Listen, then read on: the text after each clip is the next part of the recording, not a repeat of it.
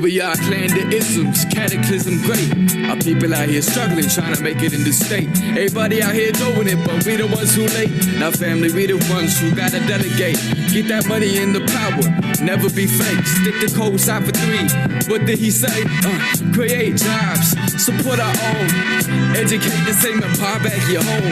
Got 3 degrees, triple 10. 3 PhDs, that we on the CNN. BBTV, let's talk about negligence. Ignorance is bliss, but we can turn it to intelligence. Believe none of what you hear, half of what you see. Let's break it down here on Dr. Boyce TV.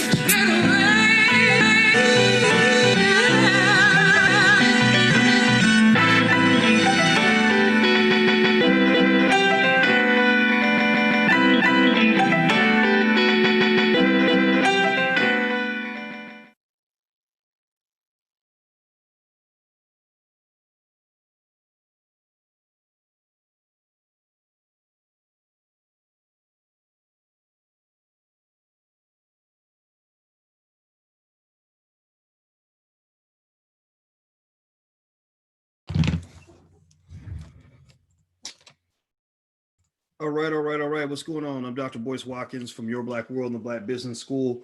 And I want to say hello to you guys and welcome to drboycetv.com. This is the home for intelligent Black people. So if you're Black and intelligent, please throw your hands up, say something in the chat and let me know that you're Black and you're proud. This is the platform for intelligent Black people. So if you are not Black and intelligent, you may want to leave because this is not a conversation for you. Now, I wanted to come in for a minute and say hi to everybody, because you know y'all my play cousins, so I like to hang out with you guys a little bit every now and then.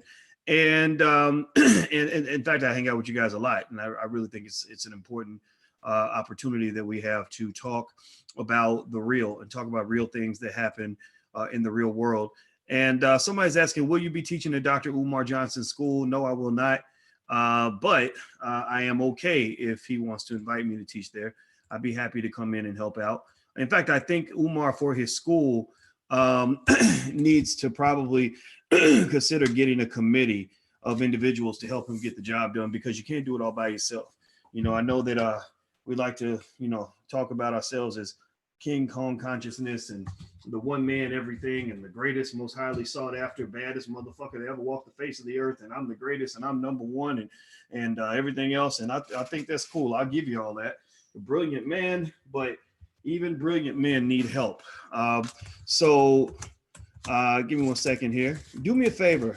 Please hit the thumbs up button. Please hit the share button. Hit the subscribe button. I may have a guest today, Miss Dina Jacobs, aka Jakarta from FlyNubianQueenTV.com. I believe she's going to come in. And so if she does come in, then I will bring her into the conversation. So let me tell you guys a little bit. Let me ask you guys a question. Give me a yes or no. How many of you saw the new Will Smith movie, Bad Boys for Life? Give me a yes or no if you saw Bad Boys for Life, the new movie with Will Smith and Martin Lawrence. I don't want to just say it's a Will Smith movie. I mean, Martin Lawrence is in it too. But, Martin, I'm worried about Martin, right? I'm worried. I always wonder, what happened? What happened? What happened to Martin? Like, why hasn't he really done a whole lot? Is he okay? Is he physically healthy, mentally healthy? Did he fall off, or maybe he's stepping away? I don't know. Maybe y'all know, but I don't know. Anyway, I will tell you this. I will say, well, actually, before I even tell you what I think about the movie, I want to ask you guys, did you see it? Yes or no? Give me a yes or no in the chat. And then also, after you tell me that you saw it, I want to know, did you think it was good or did you think it was bad? Give me a good or a bad in the chat. And say good or bad, thumbs up or thumbs down. What did you think about the movie? Okay, I'm seeing a lot of no's in here. So it looks like a lot of people didn't see the movie. But the movie made money. Maybe it made a lot of its money from white people, but I don't think that's true.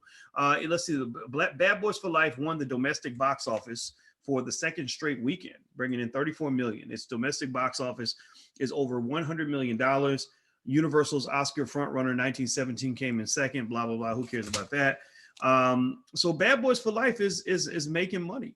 It's doing really well. A lot of people seem to like it. I'm looking at Box Office Mojo. It's made 122 million domestically. That is really damn good. Worldwide, 217 million. It's almost $250 million. Let me see. The budget was 90 million. So those of you who are in my investing class will know that that is what you call a positive return on investment, a positive ROI. Now, I do not know Will Smith. I've never met him, but I have a lot of respect for Will Smith's family because I know a lot of people in Philadelphia who know Will Smith. In fact, I sat for maybe 2 or 3 hours at a time with 2 hour conversations with his brother Harry. And his brother Harry is very, very, very smart. And Harry and I, the thing that we had in common is that we both are into finance. Harry, I think, is an accountant or he has some sort of financial background. And so we talked a lot about financial stuff for a really long time. Also, Harry happens to be a real buff on World War II. Like we both had a lot to say about World War II and all that. It's kind of ironic, right? So I really like the brother a lot. And and you can tell, when you talk to Will Smith or any of his siblings, I think you can really tell why he's so successful. They didn't get successful just by being lazy and stupid. He got successful. It wasn't lazy, stupid, and lucky. It wasn't any of those things. Those things might have played a part. Well, lazy and stupid ain't gonna get you nowhere, but luck does play a part. But I'll tell you what, Will is. I admire him because he's a very determined guy. He's also a very smart guy. I don't know if you guys know that. Actually, I think he turned down the chance to go to MIT or something like that. And apparently, this choice worked out for him pretty well. He also had some interesting financial and life lessons that you may want to pay attention to. Hey, Kanisha, how you doing? I see Kanisha Tatu in here, and Max Jerome. Good to see both of you. The two things I remember noticing was I remember he talked about determination in your life and how determination in your family life was just as important as having determination in your professional life. A lot of professional people, ambitious people, they'll bust their butt on their life, on their professional life and give their family whatever's left over. When actually he said he realized after his divorce that you should give 100% to everything you do. Everything that matters to you should give 100%. So everybody in here, that's the one thing I want you to carry away is whatever matters to you, give 100% to that thing. Go hard. If you want more, you got to give more. So don't be scared. So Kanisha says, I got your shirt because we're black. Well, thank you, sister. I appreciate that very much. Yeah. If you want that shirt or any of the other shirts we have, we actually have a t-shirt line at wokeblacktees.com. That's woke, WOKE, wokeblacktees.com. If somebody could type that in the chat, I would really appreciate that. So anyway, I will say this, the Bad Boys movie, I really liked it. I thought it was good. I just, it was funny. I snuck away. Alicia was kind of surprised. I just snuck away and I was at the mall. I had to go and get something with my glasses. I was supposed to get my new glasses frames, and I forgot the damn things. But when I was in the mall, I was like, you know what? I'm gonna really enjoy my trip to the mall, and I'm gonna eat some like shitty mall food, and I'm gonna also go see a movie. So I was like, well, what movie do I want to see? Because Hollywood is, I don't know if y'all agree or not, but I think Hollywood is a bunch of bullshit. I think that Hollywood just spits out a bunch of crap and like The Help and stupid stuff. And we're supposed to eat that up. So I ignore about 95.2% of everything that Hollywood puts out. But this movie, I actually felt the need to support. I think because I came of age, when the Bad Boys movies came out, and I respect Will and his family and everything else. So I supported that movie, but I don't support a lot of the other ones. And I'll say that the movie was done well. I mean, it was there is a formula, right? The film has a formula. Remember, movie making is a business, and businesses like a formula that they know is going to work. And so if you watch Bad Boys 1 and then Bad Boys 2, and then I guess this is Bad Boys 3, they all had kind of similar sorts of themes, right? And it's just different stages of life. First, they're the young upstarts, then they're the OGs, and then they become the old men, who are about to transition into grandfather role. And so I saw the formula, but it was okay. It was really okay. Like I felt that they have a good formula. Why not use that? And then you throw in a lot of Jerry Bruckheimer explosions and shit. Like he likes to have military weapons and helicopters and big and dynamite explosions and stuff. And he did it well. So I recommend it. I thought it was a good movie. I didn't get bored. I went to see Star Wars, and Star Wars didn't get me. I watched probably about half of that, and I walked out of the theater because I wanted to go home and take a nap. I felt that napping would be more interesting than finishing that movie. But Bad Boys had kept my attention the entire time, so I highly recommend it. I also recommend, as you sort of watch these movies and support the movies that you want to support, to just never forget, though, that really the goal for Black people, and I'm hoping, I hope Dina Jacobs is able to make it in. We were supposed to meet up, and I sent her a note, and here he is. Okay, she said she needs a few minutes. Okay, sorry, Dina, I think I'm gonna actually be off the air in a couple minutes, so I have to catch you a different time. She's out in Hollywood. But one of the things that that really baffles me and bothers me about Hollywood is that, I feel like there should be a Black Hollywood. I really do. I think Black people should have spaces where we just make films and we own everything. You see, because sometimes as Black people, you make the mistake of thinking that one or two successful Negroes is the same as a successful community. You make the mistake of thinking that one or two figureheads is the same as all of y'all succeeding. Like, you make the mistake of thinking that one guy getting to the top is the same as every guy and every woman getting to the top. And that just ain't the same thing. The Negro leagues were a better deal than the NFL. The NFL will, let in a bunch of Black players, give them a bunch of brain damage and shit. Maybe one day they'll crack the ceiling and let in one Black owner, right, who will own a percentage of a team or something, some stupid stuff like that. And, but that's nothing. That really means nothing. Because you really want to own the entire league. You want to build the table and own the table and have them begging for a seat at your table, especially when you control the raw material necessary for a professional sports league, which is the athletes. The athletes are the most important part. I've never seen a football game anywhere. Tell me, give me a yes or no. Have you ever seen a football game anywhere at any time where people watch the game so they can look at the coach? Has anybody ever, give me a yes or no, have you ever watched a football or basketball game where your goal in watching that game was to get a chance to check out the coach and to watch the coach walk up and down the goddamn sidelines? Have you ever done that in a sporting event ever in your life, in your previous life, or in the next life after you die? And can you ever imagine yourself watching a sporting event just so you can stare at the coach? The answer is probably no. So Black people have the wrong material. We're like little Africa up in this mug, where we are, like the continent of Africa, control some of the greatest natural resources in the history of the world, which would be our people, our athletic ability, our musical talent, all these other things. And so, a lot of times you see these successful Black entertainers, and we parade their success to the masses. While there's nothing to be proud of when you have one billionaire standing in the middle of a bunch of poor motherfuckers. Like I said, there's nothing gracious about that. There's nothing beautiful about that. There's nothing exciting about that. There's nothing poetic about that, because that's not right. That ain't the way it's supposed to be. You're supposed to have a whole community rising, or you're supposed to have thousands of people rising because one guy rose. You're not supposed to have, him and two or three of his buddies and his entourage rise up, and then everybody else still sitting in poverty. In my opinion, honestly, just being straight up with you guys, in terms of a small measuring stick you may want to consider, every Black billionaire in hip hop, or every Black multimillionaire in entertainment, should be evaluated by the status of the neighborhood that they grew up in. Like, what is the status of the hood? Like, you Jay-Z, you from the Marcy projects.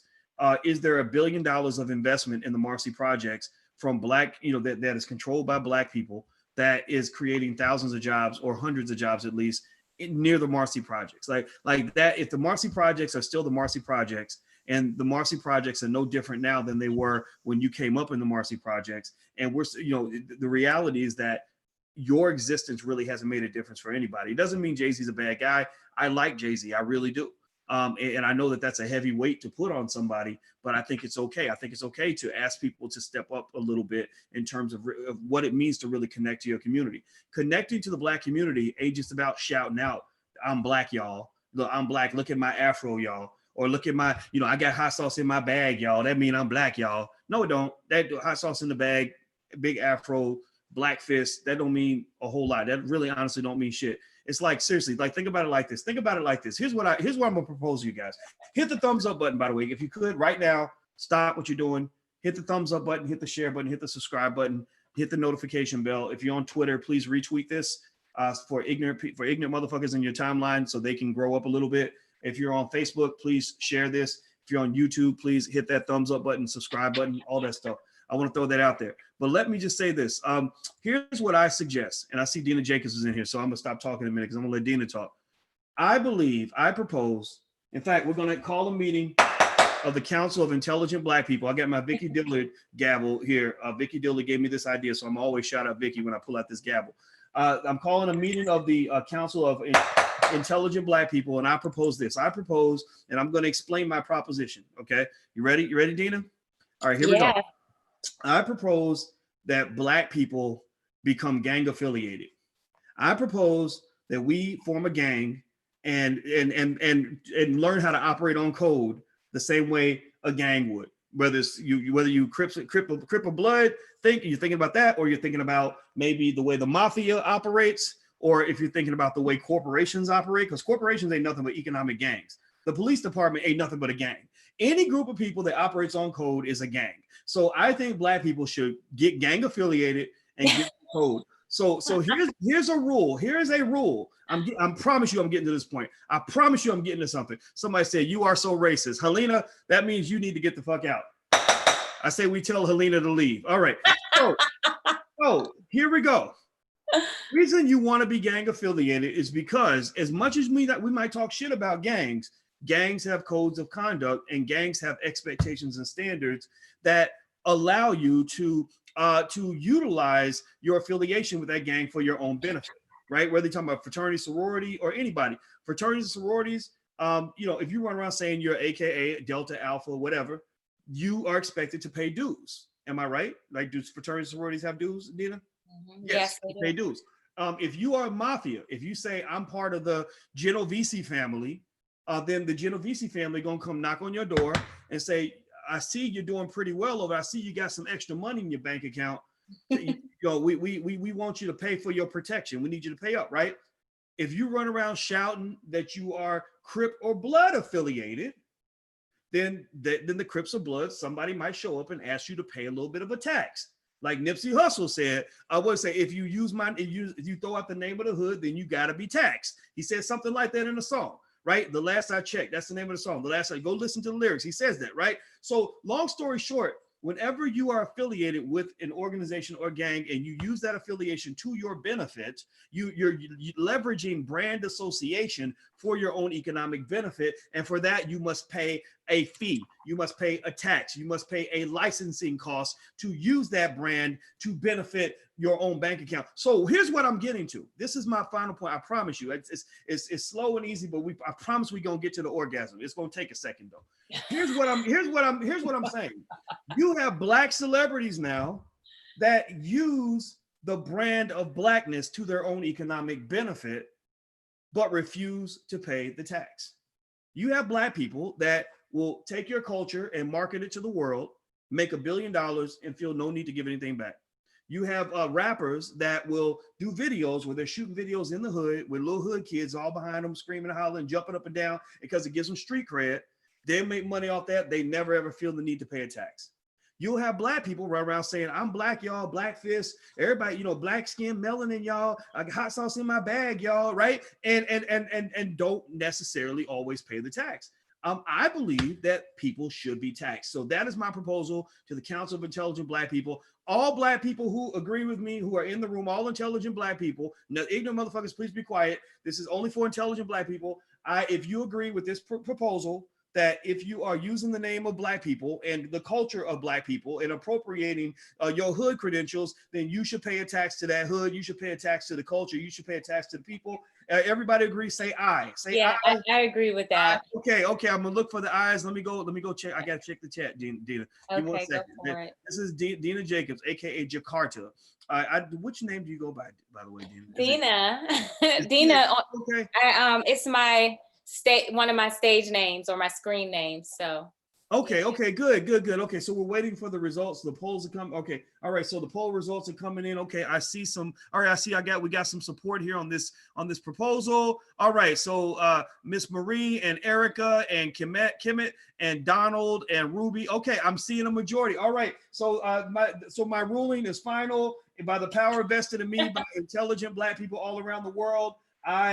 This resolution is hereby passed. So black people who are famous, who are making big money, who are shouting out their blackness and using black culture and using their blackness to their own benefit, whether it's through gangster rap or black fisting it or talking about what it means to be black, you're expected to pay a tax to your people, just no differently from the way successful Jewish people are expected to pay a tax to the synagogue. That means that if you are a black billionaire and you're talking about how great it is to be a black billionaire or multimillionaire, I'm going to go look at your neighborhood. I'm going to look at, and see, how many hundreds of people are now employed or doing better because of your success. Not 2 or 3 people, not 2, 3 or 4 of your homeboys from back in the day. I'm talking about hundreds of people, entire communities, entire blocks that have been transformed because you made some big power moves. That's what's going to impress me. And that's how you measure success.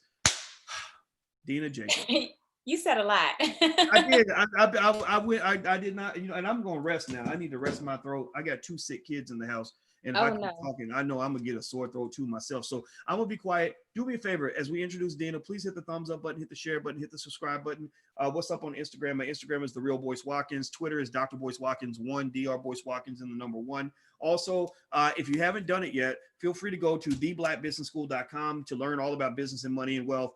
Theblackbusinessschool.com. Get started for free, and you will learn more from us for free than you learned in college. I guarantee you. So, Dina, let's jump into the conversation. You had some things you wanted to say about Black Hollywood in particular. Now, we were talking about the Bad Boys movie, and we talked about that. But I want to extrapolate the conversation a little bit and allow you, as an actress, first of all, give us a little bit of your background and why you're so passionate about what's happening in Black Hollywood. Hey guys, it's Dina, your mindset evolutionary guiding Black women to freedom from negative conditioning. I'm part of the FlyNubianQueen.com network on YouTube and Facebook. So please feel free to join us there. I have plenty of videos there along with other queens. And thank you so much, Boyce, for bringing me on. The topic I want to hit is talking about the Oscars whiter than ever as the number of Black nominees hits a 3-year low, as well as some of the things that you touched on and some of the back and forth that's going on between Gabrielle Union and Terry Crews. So can we talk about that? Yeah, let's start with Terry Crews. Terry Crews, now that's the big muscular guy who got grabbed by the pussy, right? Is that? Oh my God, you are so inappropriate. You're so funny. Yes, he got grabbed by his. Sorry, I didn't mean to say that. By the vagina. Okay, sorry. I do remember that. Okay, and then he's throwing Gabby. By an agent. I think it might have been his agent, but he got grabbed. He got sexually assaulted, essentially. And he's going back and forth with Gabrielle Union right now, and it turned into a Twitter beef. Initially, it seems that Gabrielle got fired from The Voice. She was making some complaints about racism, I think coupled with a little bit of sexism. And unfortunately, it resulted in her getting fired. I don't know if people remember, but I want to say about a year or 2 ago, Nick Cannon had a run-in with with America's Got Talent. Mm-hmm. Or actually, I'm sorry, it's not The Voice, it's America's Got Talent. So they were all Terry, Gabrielle and Nick were all part of AGT at one point, America's Got Talent. So I don't know if you guys remember a few years ago, Nick Cannon got into a beef with them because I think he has his podcast, his radio shows and his other things. And he was speaking about Black people or speaking about some Black issues. And they tried to reprimand him on that. And then he came back and was like, you can't tell me what I can speak on. Matter of fact, I quit.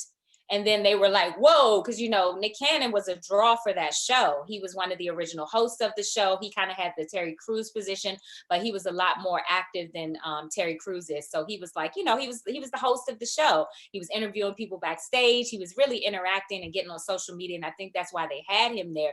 So it took them for a loop that this Black man was like, you know what, if you're going to try to silence me or censor what I can talk about, especially when it comes to my people, I'm out. So that was a red flag that happened. And then fast forward here, we have Gabrielle Union on there, and now she stepped out and started to speak up. And there's this back and forth, and she was kind of saying I wonder why Terry Crews hasn't said anything. Orlando Jones came out and said that, he kind of supported her because he was experiencing some racism on his show, American Gods, and he got fired. So it's like this thing that's going on when you're a little too Black, so to speak. They kind of let you go, or they find an excuse or a reason. If they can't get you under control, they fire you. And so now, unfortunately, Terry doesn't want to lose his job. So it seems that he's come out on one of the morning shows and kind of made some statements that made people give him the side eye because he didn't support Gabrielle. He was basically saying that's not my experience. It's one of the most diverse shows, kind of what people would consider to be caping, so to speak. Because even if it wasn't his experience in particular, because it's possible that they were tiptoeing around him because he already spoke out. You see what I'm saying? So they might have been tiptoeing around him, but when he was in his dressing room, then they were, starting to do stuff and mess with, pick with, that can happen in a workplace. One person can get targeted while other people are not experiencing the same thing. So it kind of doesn't make sense that he would come out and say that.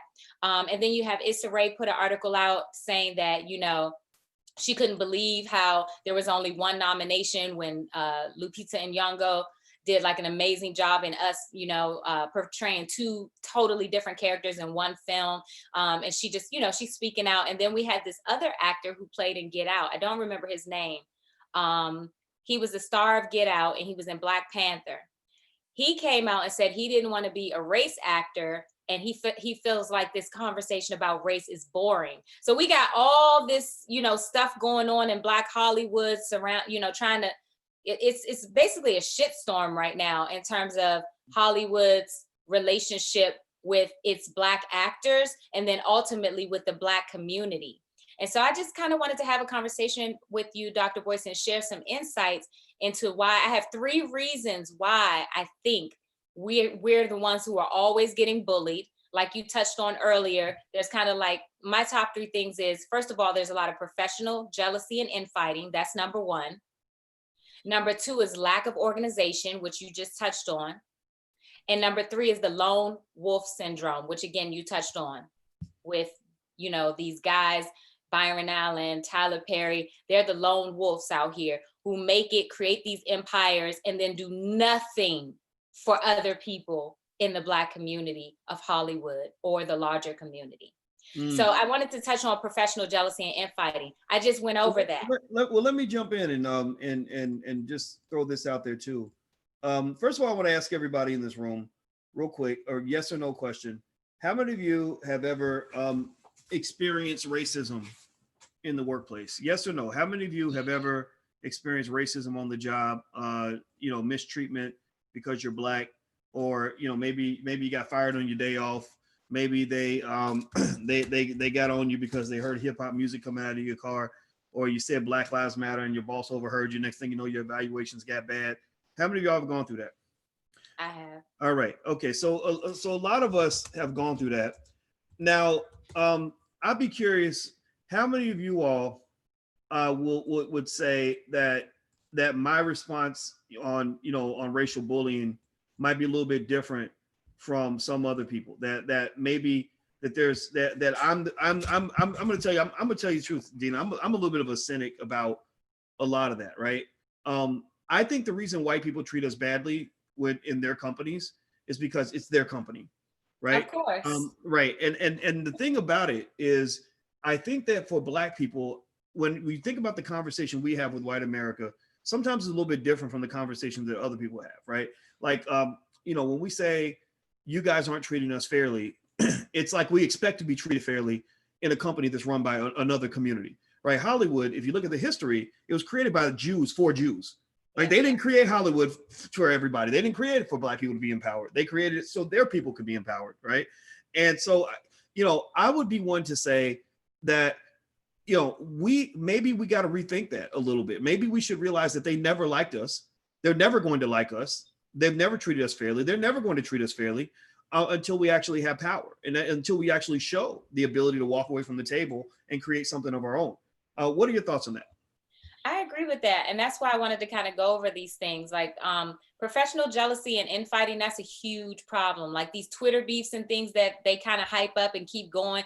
I don't think it was any accident that they invited Terry Crews to come on the morning show and make those statements, because they knew that Gabrielle was already inflamed. She was already tweeting quite a bit, and it was just going to create a firestorm. So now she's starting to look crazy. You know how they say when you see 2 people arguing, you can't tell who's the fool. It starts to look like that after a while, and then it diminishes her points. It diminishes everything that she's trying to fight for and advocate for, right? So that to me is done by design. Then the lack of organization. I did some research before we had this talk, and I was like, how, people talk about a gay agenda in the media. People talk about, the feminazis or the feminates or whatever in Hollywood and going after people with the Me Too and the Time's Up. You know how they're able to effectively do that? Advocacy. They're organized. So let me just quickly go down the list of the advocacy groups that are working and operating within Hollywood right now. We have GLAAD, Gay and Lesbian Alliance Against Defamation. It was started in 1985. It was a response to the AIDS and HIV sensationalism. And they saw the writing on the wall, like, if we don't get in front of this AIDS thing, gay people are going to be in quarantined in camps, and you know what I'm saying? Like, they saw that coming. So a group of journalists got together and decided to control the message. They started working with people in the news organizations as well as Hollywood to control the propaganda and the images. They created the GLAAD Awards. They started giving out scorecards. Oh, you didn't have any gay people on your show, you get an F. And then they put it all out over, social media. They came up with, got the homophobia tag, started throwing it on people, and that shifted things for them. We have Women in Film. That is a women's organization, was again started by a journalist. A female who was running the Hollywood Reporter, which is kind of like the New York Times of Hollywood, right? She got together with some other women and they were like, we're sick of this sexism. We're sick of lack of opportunities and promotions. And they've been working on it ever since. And now here we are. And now there's other groups springing up from that. Time's Up and Me Too. Then you go to more recent groups, which is the National Hispanic Media Coalition. Have you not seen more Hispanics and more immigration stories and more PR and inclusion in the media with Latinos? Well, guess what? Their organization not only is advocating in Hollywood, but they have a political wing. So they're working on policy at the same time they're working on their image. And then finally, and most recently, we have a new group out in Hollywood that started in the 90s that is for Asian Americans. And y'all can't tell me y'all haven't seen more Asians popping up in the media now. We even have an Asian candidate. So they put their differences aside. It was started by a Japanese American, but they got Filipinos in there. They got Taiwanese, they got Koreans, everybody. Who's advocating for us? A bureau, an offshoot of the NAACP. And you know why that's not effective? Because that group has been infiltrated. It's not a group that is specifically for and by and ran by us. So exactly what you were saying, Dr. Boyce, is like, if we don't get organized and start to hold our people accountable that are making moves out in Hollywood, like Tyler Perry, for example. If you look at Women in Film, you look at GLAAD, you look at the National Hispanic, they have incubators for their writers. They have film finishing funds. Oh, you got a little indie film and it's all women working on it and it's about a woman's story and you can't finish it, ran out of money. Don't you worry, girl, we're gonna help you, girl power, and they got these awards and indie film festivals that they throw just for women. The Hispanics have it. The GLAAD organization has their awards and their ceremonies and their funding that they give. Where is ours? We're allowing our people to get away with not contributing to the organization. I think we need personally something separate from the NAACP. I think that it doesn't make any sense that we have Byron Allen, Tyler Perry. Oprah does what she can. Okay, she's working with Ava DuVernay. Be careful about saying you. When you say I know, I think she's doing what she can on a certain level because I do see her working with some Black women. Yeah, she does. But Oprah's. I'm gonna say, she's touchy. Yeah. I know she's touchy, but I'm just pointing out, a couple of things. Like I do see Oprah at least grabbing the Black females and kind of trying to like make something of space for them, right? But we can't just do it Black women and Black men. We got to pull this thing together, and we got to have an organization that's specifically advocating for us. Otherwise, like you said, I mean, it's their house, but you see how other groups have gone into their house and gotten a piece of that pie. They gotten a slice of that bread, and we're still on the outside like, why y'all won't let us in? Why y'all won't help us? Infighting and jealousy, lack of organization, and the lone wolf syndrome. We got to get rid of that out here in Hollywood. Well, I can tell you a story, but I want to let you talk a little bit. But I'll tell you. I think it's a great point. By the way, I did a lot of talking before you actually came in, and it's our anniversary and our dating anniversary. And so Alicia is being nice to me, letting me do this. I'll say, I'm open to the ideas. Like I'm open to, those other perspectives. And I think that getting a piece of that pie, I mean, Lord knows we deserve it, right? And I would say that we paid them a lot of money. We do, right? And I think the question is, why don't we make ourselves a lot of money, right? And it starts with, again, nobody, from what I have read, Hollywood was created, again, by Jewish people for Jewish people. So you'll never hear about the Jewish community feeling left out of Hollywood, because Never. that's their thing, right? So the question Never. becomes like, what is our thing? You know, we do have some Black folks in entertainment that are doing well, making lots of money. And I'm not really sure. I see a lot of them really having an initiative that says, you know, we're gonna do even the things that you talk about. Like, I agree with you. I think Tyler Perry, his studio should be a campus, right? A campus for aspiring filmmakers that is also He's right there in Atlanta. Yeah, where he can make money and also, you know, train the next generation of filmmakers.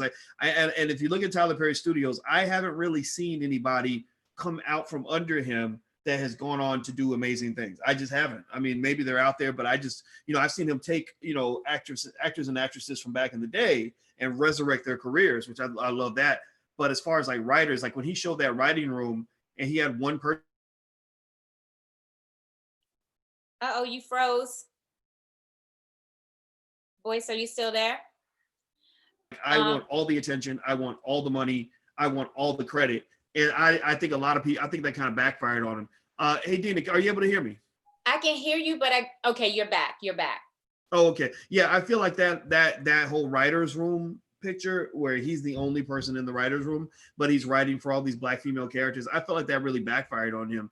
So do you think that the Tyler Perrys of the world should be held accountable more in terms of really creating that space for Black people in Hollywood that want to build their own thing? That bothered me so much on a few different levels. First of all, why are we letting him get away with that as a community? Because right after he put that out, he gave us one of the shittiest films that he created in 5 days, bad wigs, bad writing, bad acting. I'm like, okay, guys, okay, community.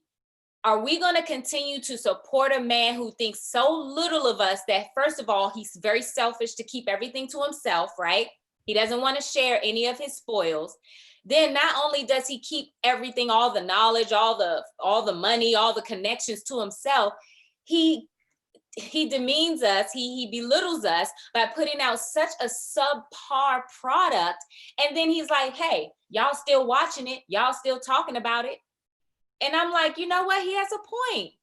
You know, he has a point. He does some good things. He's, you know, people are people, they're humans. So there's good and bad to everyone. So I'm not taking away from the great and amazing things that he's done, but we still have to hold him accountable and say, Tyler, no.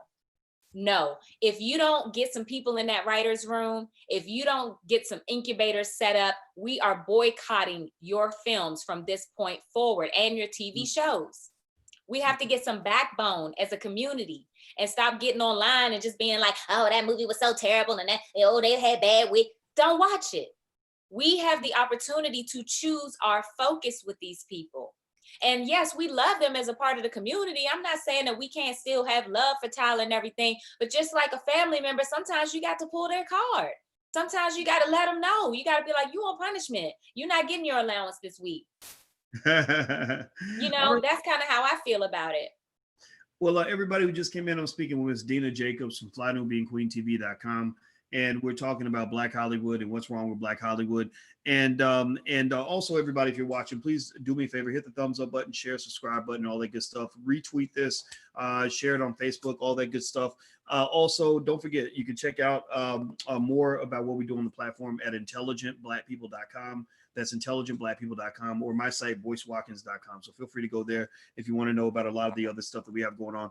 And so one thing I'll say is, you know, when you talk about Oscars, the Oscars being white, I remember that hashtag, Oscars so white. And then I remember when I had my students read that book, How the Jews Invented Hollywood.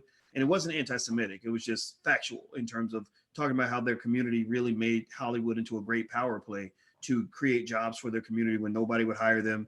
And they were able to really do something amazing. And I wanted Black people to learn from that.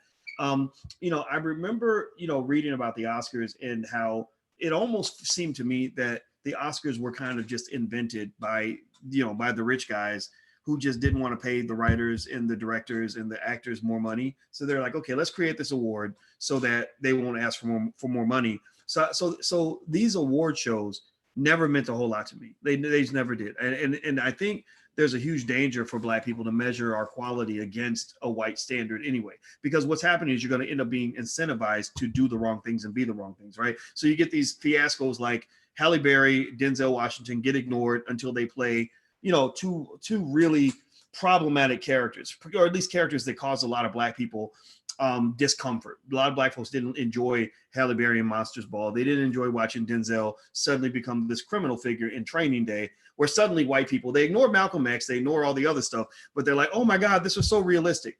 Well, wait, it wasn't realistic when he was playing an intelligent Black man or a brave Black man, but it's realistic when he plays a thug, right? So that almost says that the Oscars, unfortunately, has a history of typecasting Black people and kind of saying, like, we're going to reward you the same way we reward the most popular girl in school who is popular because she's doing favors for boys in the bathroom.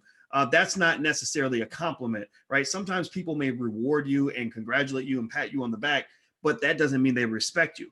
I don't think that they respect Black people, nor do I feel that we respect ourselves if we're begging unqualified people to give us respect. What's your take on that, Dina? I don't believe in begging.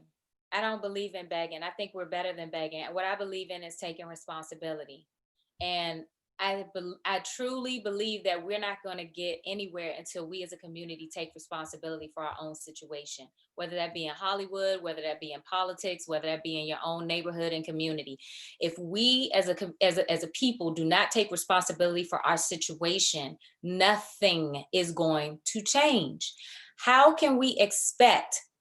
They're telling our story, and then we're going to them and telling them they ain't tell it right. Of course they ain't tell it right. It's not their story. You know what I'm saying? So if we don't take responsibility for what's being put out, then how in the world can we keep going back to them and getting mad? Because at the end of the day, you're still spending your dollars, your time, and your attention on these products that they're putting out that are subpar that you're complaining about. So we need to recognize the power that we as a people have. Hollywood's not going to move if we don't put into it, just like everything else in America. If Black people just check out of certain things, remember the boycotts and all that stuff they did during the 60s? When they checked out of that situation and started walking and getting together and getting organized and being responsible and like, oh, you need a ride, sister girl, we got you. We're going to get you to work and not take the bus. It almost crippled them.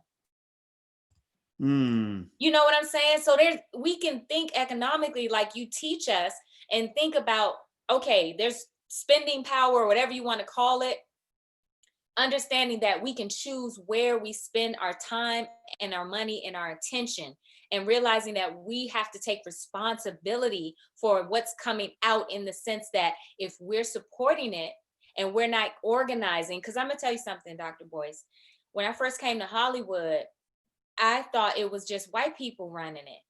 But it's not simply just white people running it. When I'm on set, there are Black people in every level, not on necessarily the same set, but as I'm moving around, I'm seeing gaffers, I'm seeing PAs all the way up to executive producers, writers, but they're all spread out. You see what I'm saying? So it's like, I thought to myself, I was like, we don't even need them. Like, what's going on? Like, there's enough talent and skill here that if we actually did get together, we wouldn't even need them. We already got 2 studios on different coasts. You know what I'm saying? We could put out our own stuff. So what are we doing? Sitting up here complaining and talking about they're treating me poorly and they this, and we don't have any organization or advocacy groups that we want to be a part of because we're afraid. A lot of us are afraid. And I'm like, well, what are you guys afraid of? There's enough talent out here, enough skill, enough of us in different positions and places that if we pulled out and went to our own studio, people that have studios that are independent, we could do this thing. And then we don't have to look to them for crumbs or recognition or whatever like that. With the GLAAD Media Awards, for example, that was very strategic, because what awards do is promote projects and people that are going to help them to continue to make money. So they're not giving out any awards probably to some of these Black movies and actors because some of those Black movies and actors didn't make that much money this year. So you think about it like that, right? So it's like they're trying to promote certain actors, certain directors, certain, because they're going to make these people a lot of money. So they're like, if we nominate this person, or we shine light on this, then that's going to bring more money over this way. Everything is strategic, and until Black people start to think more strategically in Hollywood and elsewhere, get organized, stop all this infighting, and get in this lone wolf syndrome, like I'm gonna be the only billionaire in the room with Black billionaire in the room and all that kind of stuff. Until we get over that, we're never going to get anywhere. And that's why they can go and attack somebody like a Byron Allen, even though he's at the place that he is because he's a lone wolf. Well, and when you're a lone wolf, you're vulnerable. Well, I do agree with that. And just so everybody knows, there are thousands and thousands of Black filmmakers out here that are doing the damn thing. There is a Black Netflix out there by the name of Kweli TV, KWELI, Kweli TV. And I'm going to type it in here in the chat, KweliTV.com. I met with the sister who started it. She's a young lady in her 20s who has gathered hundreds and hundreds of Black films. And actually, we didn't want to distribute our films we refused to put them on Netflix or anywhere else. We put them on Kweli TV. So we put out Resurrecting Black Wall Street, The Blueprint, which was the #4 most viewed film on Kweli TV, #4 in the world, right behind Hidden Colors. Tariq's got some of that game on lock. God bless him. Now, Hidden Colors has made over $10 million, if I'm not mistaken. So that means that we do have some Blackbusters out there, not blockbusters. We got some Blackbusters. We got some films out there that are doing the damn thing, and we have 1.3 trillion in spending power. And so if we redirect even a fraction of that money, then we would have our own industry, and we would have the ability, as Dina was talking about, to make movies that that are a little more diverse, right? I think that sometimes we're a little bit too hard on Tyler Perry in the sense that Tyler Perry can't be everything to everybody. I mean, the man didn't even go to film school. When I talked to him on the phone one time, the first thing he mentioned to me was he never went to film school. There's Black people out here that went to film school, and they need to be making movies too, right? We don't just need the guy who didn't go to film school taking charge of the entire movie industry. And I want to let everybody know also that speaking of that, on the 30th of this month, we're having Black Movie Night in the Black Business School. It is digital. You can watch from home. I'll let you guys in for free. You go to blackmovienight.net. You can register. It's going to be 8 o'clock on the 30th, and we're going to show 3 short films. One is called My Brother's Keeper, and we're going to bring in the directors and the producers of the film, William Jenkins, Robert L. Poole, and Kyle Williams. We're going to show The Baba King, and also Hope's Equation. So we're going to show 3 short Black films on the 30th on Black Movie Night. We're going to do this every month to celebrate independent Black filmmakers who are doing the damn thing outside of Hollywood. Mark Harris is coming through. A lot of great people are coming through. So go to blackmovienight.net and register now and join us for Black Movie Night. Go ahead, Dina. I'll let you get the last word, sister. So this is one other story I wanted to just share with you guys, a personal story. In terms of professional jealousy and infighting. When I first came here back in 2008, I have a friend of the family who had been out here for years and had some connections to sort of like old Black Hollywood, some of the people we used to watch when we were younger. And she started taking me around and introducing me to people like, this is like my little goddaughter, and she's trying to get in and da-da-da. Do you know how rude, mean, and discouraging some of these people were? And I'm not going to name names, but it's people you would recognize and know. And I'm a young woman. I'm coming out here. I'm excited. I'm thinking, they're going to embrace me, and they're going to, give me the what's what, and they're going, and I mean, I'll never forget this. One woman was like, "Oh, you think you're going to be famous?" I mean, literally did this to me. And I was like, well, yeah, I came out here to make it, And she's like, I don't know why you think you're the only pretty girl to come in. I mean, she like went in on me, and I had only been here a month. Can you imagine how disheartening and heartbreaking that was to have someone that I looked up to talk to me that way? And so that's what I'm saying. Like, there's a lot of professional jealousy, infighting, and we're not, I don't know what's going on with these actors and actresses and stuff out here in Hollywood, but we're not connected. We're not connected. So you guys want to know why some of this material is coming out and it's looking crazy? That's because Black people are not connected. We're not taking responsibility, and we're not organized. And so they're going to treat us however they want to treat us because it's their house. Well, you know, I think, Dina, that professional jealousy piece, that comes from artificial scarcity created by the fact that when white people control an industry, there are studies that show that if a company brings in Black employees, they can only go up to maybe 5 to 7% Black. And then the value of the company starts to drop. The desire to be in that company, almost like when white folks started leaving neighborhoods because they became too Black.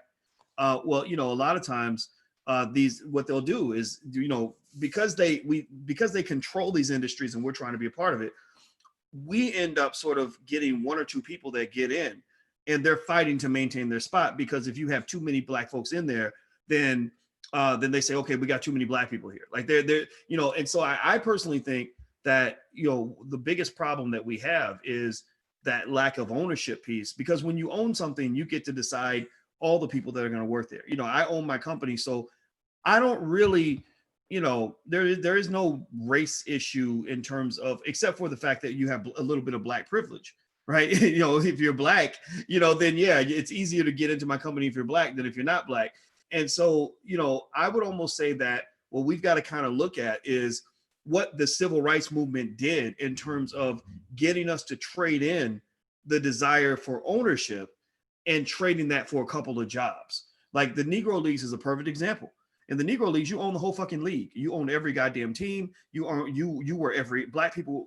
They got every coaching job, every sports job, every manager job, every owner job, and they had thousands of businesses that were connected to the Negro Leagues where everybody got to eat.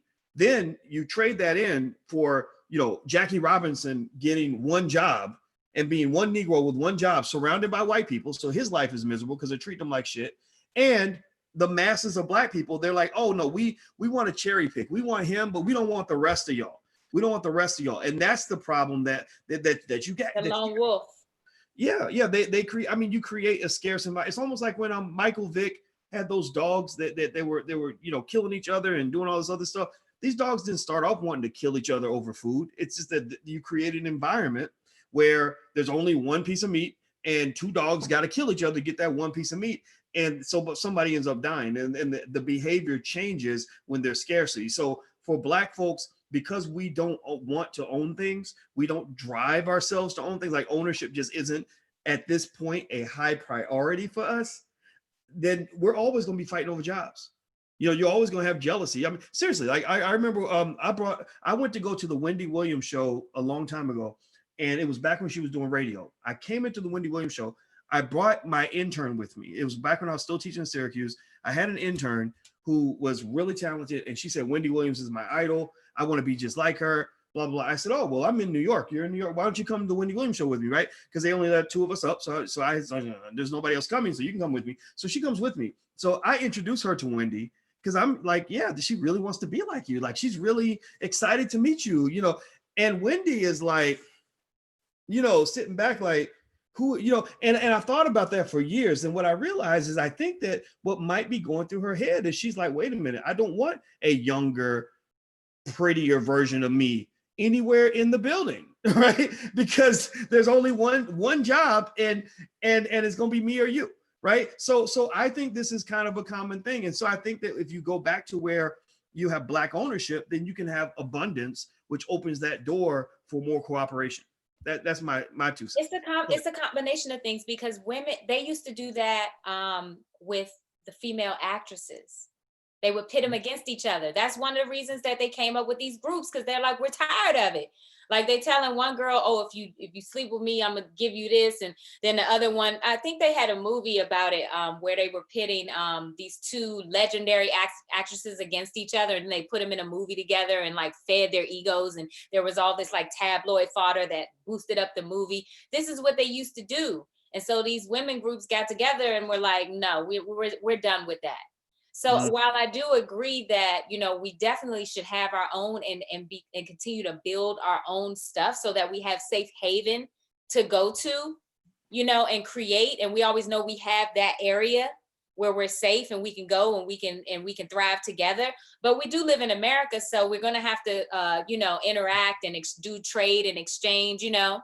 But that's where the bargaining power comes from, when we have the powerhouse over here that's just ours, and then they want a little bit of that. So then they're going to come together with us, and then we're going to get more respect that way in general in the world. Because really, if you think about it, Dr. Boyce, what is the entertainment industry without Black people? It doesn't exist. It does not exist. And until we take responsibility for the fact that we are the main money makers for this industry and for this country, one of the biggest exports, if I'm not mistaken, please correct me if I'm wrong, because you're the finance person, is culture, is entertainment. Mm-hmm. And who are the faces out there in entertainment? Mm-hmm. Who's responsible for it? Well, we are, and I agree with you, and I think that what you're saying is actually quite correct, in the sense that, historically there have been examples where you had organized labor, even if there was no goal to actually own the company. Yeah. The workers coming together and saying, we're going to stand together, has given them leverage and power. And I think that's important, right? I think we can do both, right? Now, I tend to be on the whole, like, let's create bosses and let's just own this shit. But I do agree with you. Everybody can't be the boss, right? And some of us are under certain umbrellas. But what I will add to that is that we have to also remember this important point. We live in America, but America is a small part of the world. When I went to Africa, one thing that woke me up, and remember, there's a reason why they don't teach you about Africa. There's a reason why these white people who educate you at school don't want you knowing shit about the country you come from. You got Black people that are dying to go to Europe, dying to go to China, but have no interest in going to Africa. Well, the reason I believe part of that, the reason for that is because when you go to Africa, you feel a type of power that you've never felt before. You go into a space where you're the majority. White folks are the minority in Africa. Chinese people are the minority in Africa. You're the majority. That's your home. That's your space. It doesn't mean that you don't belong here and don't have rights here, and et cetera. But operating here is very different from operating there. And you're seeing that, right? You saw Rick Ross and Nicki Minaj and Cardi B and all these other people, these rappers going to Africa and coming back and saying, I gotta move there. This is amazing, right? So I think that what I would recommend for Black folks is look at the world. You got a big world out here. Just in Brazil alone, you've got about 110 million Black people who are oppressed just like you, but you're kept separate because of language or because you just don't want anything to do with them. And that's deliberate. Divide and conquer. If they divide you, they can easily conquer you and control you. So going back to your point, Dina, if you come together, then you're a much more difficult force to conquer and control. Dr. Boyce, what you do is so important for the community, because we need bosses. We need Black men and women that we can look up to, but in particular, we need Black men who can lead us, right? Yes, there's going to be Black women standing beside them. That's a given. But we definitely need people who are thinking like you. But on the flip side, we need people who, like you said, can get organized and advocate with the other groups. We have to have diplomats. No country is without their diplomats. That's true. You feel what I'm saying? Yeah. So we got to have some people who can go in and schmooze and negotiate and kind of be like, do the trade, right? We also got to have the nerds, right? The blurs, such as yourself, talking to the street guys who know how to make something out of nothing. If we as a people in a community do not put our differences aside and focus on the outcome, the desired outcome. And yeah, some of us might have different focuses. Some of us just want the reparations. Some of us want to own businesses, but understanding that that is a big picture for the community, because the community is something that is complex. The problems that we face are complex. They're multifaceted. And if we don't have a multifaceted approach to solving these problems, we're going to keep doing what we're doing, which is going nowhere and spinning around and getting shot in the street and complaining about how they portraying us and all these different things. So you done got me on a soapbox, Dr. Boyce, Okay. but I want to say, I appreciate what you're doing. I also appreciate what some of the others in the space out there are doing.